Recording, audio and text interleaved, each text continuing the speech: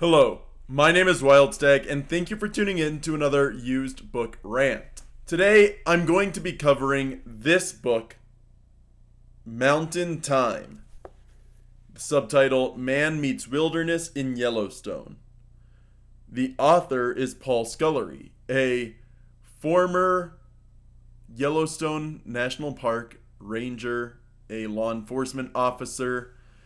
He talks a lot about the area, not just in the sense of a ranger doing his job, but also in his passion for fishing and his love for the aquatic members of Yellowstone wilderness, and not just the bears and the elk and everything else that you normally think of.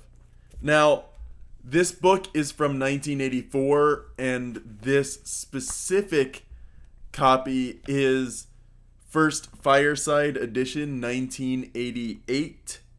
The cover design is by Darlene Barbaria, the photograph by Guido Alberto Rossi / The Image Bank. This book is really interesting for a couple of reasons to me, and there's also a few things I'm not so big a fan of, and I'll get to that in a minute. Now, when I was thinking of what book I should rant about this week, what tends to stick out to me are books that are referred to or referenced by other authors, or ones that have recommendations or praise on the front or back cover from an author that I have previously ranted about, and in this case, it is the latter situation. To my knowledge, none of the books I've ranted about or even read have referenced Mountain Time directly, but there was one name on the back of the cover that rang a little bell in my mind. I couldn't remember who exactly this writer was, but I knew I've read him somewhere. And it says, "This immensely readable book is not only the best portrait of our most spectacular national park in print, it is also a fair, sane, funny, and sometimes heartbreaking examination of the controversies and compromises that surround the idea of wilderness in our time. Stephen Bodio, contributing editor, Gray's Sporting Journal." And that name stuck out to me. And after looking on my shelves, I realized why. Stephen Bodio is the author of A Rage for Falcons, which I have ranted about on this channel, as well as An Eternity of Eagles. So I've got An Eternity of Eagles sitting on my bookshelf, just waiting to be read. But that isn't the focus of this rant. The focus of this rant is Mountain Time, and I will say a couple things about it, including the binding of this book isn't great, and I really have to delicately handle this book because it is falling apart in a couple places. The inside cover, I'll point it out here, like the spine is clearly broken there, and that predates my reading of it, and the spine is broken on page 56 into 57. I really have to delicately handle this, and this damage was here with this book before I purchased it. So when I purchased it for $5, I would honestly say I got $5 worth out of this book, which is to say I've read it once and I've thought about it a couple times. It's been sitting on my shelf. I've been meaning to get to a rant about it for a long time. It is a thoughtful and thought-provoking book.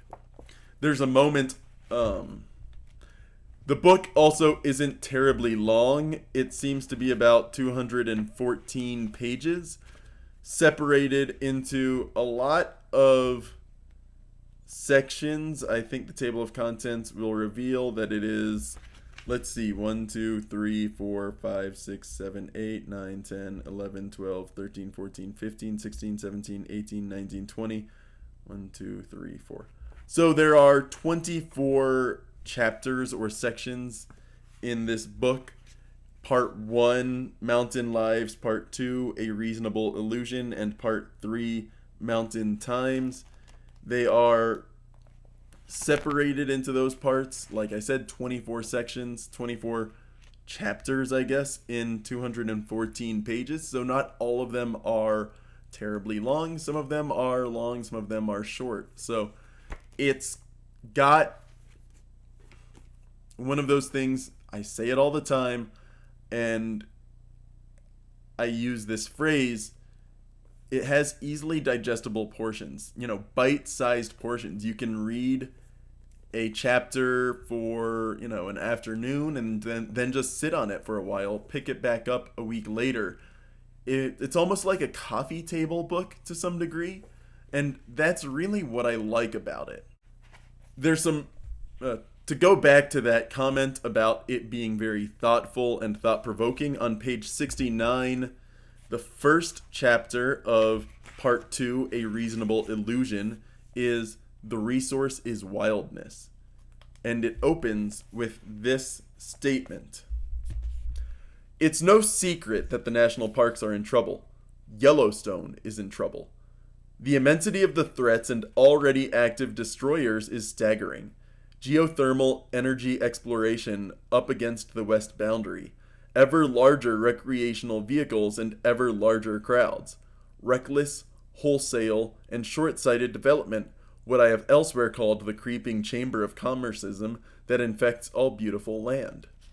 In surrounding national forests, water, mineral, and energy-starved cities hundreds of miles away, an avowedly anti-wilderness, anti-nature, really, government administration, and most dangerous of all, a diffident and parsimonious citizenry.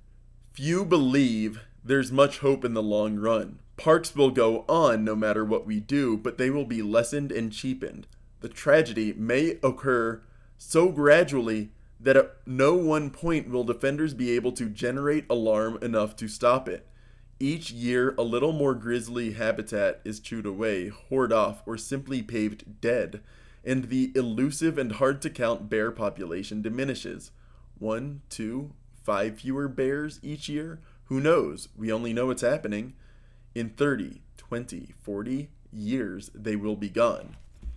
It's very pessimistic and cynical, and like I said, this is printed in 1988, copyright 1984, which means it predates the Yellowstone fire. If this edition had come out after that, I suspect there would have been a preface hammering home that mentality that it's going to disappear in 20, maybe 30, maybe 40 years. But in my opinion, and from everything I've read, the Yellowstone fire galvanized the public in protecting this place and visiting it and enjoying the wilderness as wilderness, that it's not always going to be there, that a significant portion of America will have seen this place green and lush and beautiful and now only see burnt hillsides and the topsoil eroded away by heavy rains. But also, in 1994, the wolves were reintroduced to Yellowstone, and the 3 decades since have shown such a revitalization of so much of Yellowstone. Everything is trending upwards. It's a good time to be going to Yellowstone. So while I think that this guy is kind of doom and gloom about it, I don't think it's necessarily well-founded. There are other authors that talk about their experiences with national parks and the budget always shrinking and how much each ranger has to do on the standard and same budget each year, on the same salary each year, that, they have to do a lot more with a lot less. So to some degree, I agree with him that it is diminishing the national park system, and that in 20 to 30 to 40 years, it's going to look entirely different. But I don't think it's going to go away. He closes that chapter with these few paragraphs. I warn you also that the national park idea is a philosophical rat's nest, a self-contradictory, ironic, incurably anomalous and socially anachronistic bundle of challenges and frustrations, as well as one of the most stimulating projects our society has come up with. I hope nothing I offer sounds like a simple answer, for there are none. I wince or flare when I hear yet another park defender begin a diatribe with that most arrogant of confidences: what the national parks really need is. The national parks need many things, including much more money, many more friends, and quite a lot of understanding. I offer here some words for the resource which is so often the least understood part of the national park idea. I'm concerned mostly with the wholeness of it. I will introduce many of the parts, but only to illuminate the thing they together constitute: the wilderness they inhabit and the wildness they represent. So I think he's optimistic to some degree, but he's pessimistic to a much greater degree. He is hopeful that eventually change will come, but he doesn't seem to think that it ever will. You know, hope and belief are two very different things, and one of his lines in those paragraphs echoes with me because one of my favorite YouTubers, Matt Colville, has a similar comment in a kind of pessimistic but once again hopeful videos. What Paul Scullery said was, "I hope nothing I offer sounds like a simple answer, for there are none." And in one of Matt Colville's videos, I believe one that focused almost exclusively on his love of, I don't know what the instrument is called, but it's like a soundboard system that he uses in a lot of his videos. He discusses that you should never trust someone who offers you a simple solution. There are no simple solutions. In this case, what Matt Colville is talking about is art and the use of AI in art, and how people seem to think AI can replace the artist. And I don't think that's necessarily the same sentiment that is being used here in Paul Scullery's book, but Mountain Time has similar themes, that people are looking for easy solutions where there are none, and that hinders the national park system's ability to serve the people in the ways that it really needs to. And those two lines, "never trust a simple answer," is a very simple mentality. It's a very common mentality. A lot of people have it. And sometimes it is a simple answer that fixes things, but rarely, for most systems, is there ever a simple answer, because one answer is going to cascade into a lot of other issues. There's also a really fun chapter here called Divide Cabin, where he discusses that in 1974, a ranger riding Boundary Patrol decided to explore a few unfamiliar meadows just inside the park. There were no established trails in the area, and it was one of those parts of the park rarely visited by anyone, ranger or hiker.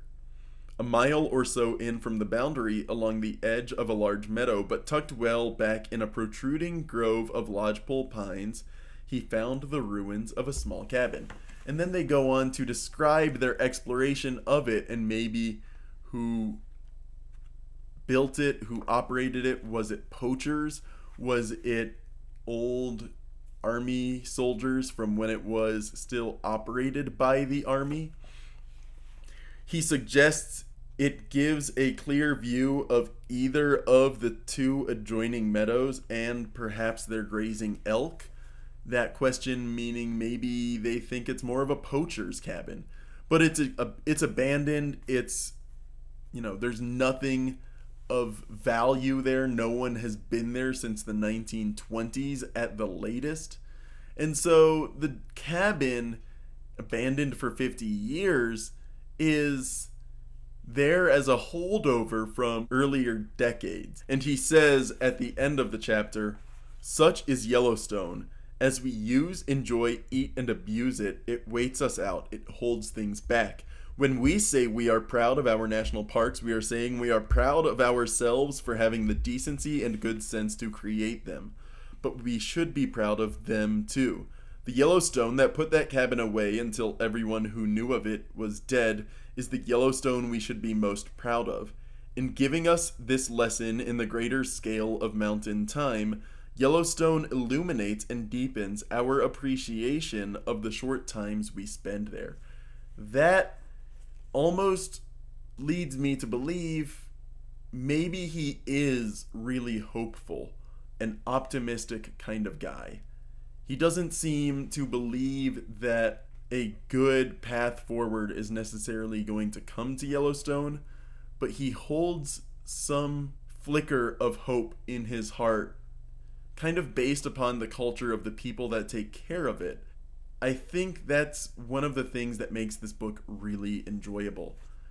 And like I said, you can pick it up, read a chapter, put it down. A lot of it's disconnected. Maybe read one section at a time per week. That way you can pick it up, put it down, pick it up, put it down, and nurse it over a while, but still get the connected parts in a condensed enough time for you to really think on them.